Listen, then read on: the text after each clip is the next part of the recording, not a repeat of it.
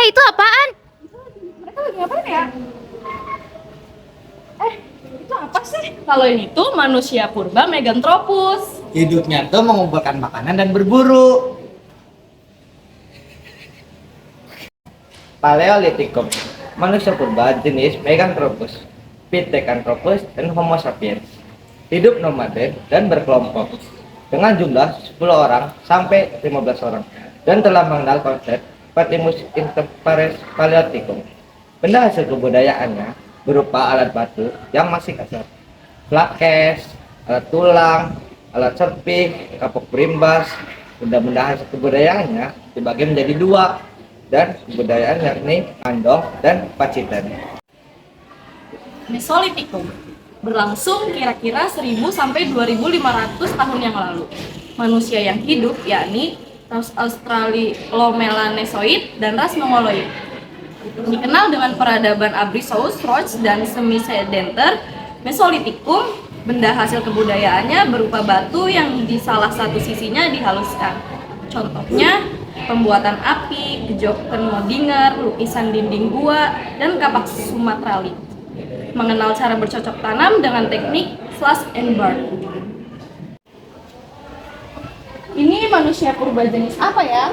Oh, ini manusia purba yang sudah mengenal bercocok tanam.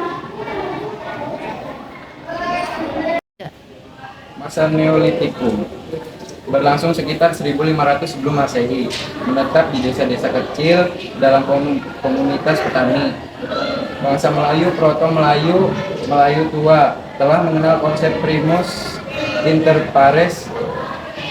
Masa Neolitikum, benda hasil kebudayaan berupa alat batu sudah mulai dihaluskan pada kedua sisi. Barang-barang obsidian, kapak lonjong, gerabah, perhiasan, beliung persegi, mata panah.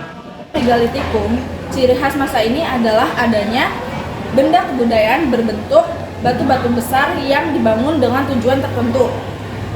Zaman Megalitikum, menhir, tugu batu tempat pemujaan kepada roh nenek moyang. Punden berundak, bangunan tempat pemujaan kepada roh nenek moyang dibuat dalam bentuk bertingkat-tingkat. Sarkofagus, tempat untuk menyimpan jenazah yang umumnya dibuat dari batu. Dolmen, meja batu tempat meletakkan sesaji. Waruga, kubur atau makam leluhur yang minahasa yang terbuat dari batu dan terdiri dari dua bagian. Arca batu, pemujaan terhadap roh nenek moyang. Selain ada masa bercocok tanam dan masa mengumpulkan makanan, sekarang ada masa perundagian. Ciri khas masa ini adalah Nusantara mendatangkan bangsa Deutero Melayu, bangsa yang terampil dalam membuat alat-alat logam. Bukti tertua temuan artefak besi dan perunggu di Indonesia terjadi dalam kurun waktu 500 tahun sebelum Masehi. Artefak besi antara lain ditemukan dalam kubur batu Wonosari, Yogyakarta, Besuki dan Gunung, Jawa Timur. Peralatan hidupnya, yaitu masa perunggu di Indonesia, ditandai dengan penemuan nekara, kapak corong, arca, perhiasan, dan senjata. Nekara dapat dibedakan menjadi dua, yaitu pejeng dan heger. Heger berbentuk tambun dan bagian pupulnya menyatu dengan bagian badannya. Selain itu, memiliki ukiran hiasan kata khas kebudayaan Dongson Vietnam. Memohon keselamatan, menolak bala, meminta hujan, dan mengusir roh-roh jahat. Pejeng. Pejang berbentuk ramping dan dengan bidang pupulnya yang menjorok ke arah luar dari bagian bahunya. Asli Indonesia yaitu Bali. Umumnya sebagai sarana upacara, lambang sosial, dan sebuah mas kawin.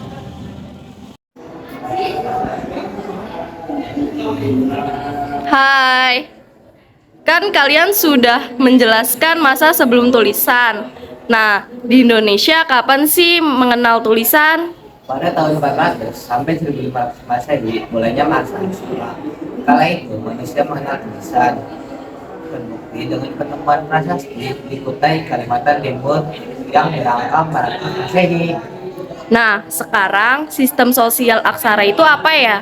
Sistem sosial masyarakat Indonesia pada masa aksara juga mendiskusikan struktur sosial yang bersifat feodal dengan penguasa yang dikenal sebagai raja atau kepala suku. yang berkuasa atas wilayah tertentu. Masyarakat pada masa itu terbagi menjadi berbagai kasta atau golongan sosial dengan sistem kasta yang mengatur keadaan hak kewajiban masyarakat. Nah, sekarang kepercayaannya apa sih? Percaya pada Esa dan pedoman pada kitab. Nah, jadi hasil budayanya apa ya? Aksara Kawi dan aksara Paliwa. Penggunaan sistem penulisan ini memungkinkan masyarakat Indonesia pada masa aksara untuk mendokumentasikan naskah-naskah keagamaan, sejarah dan budaya.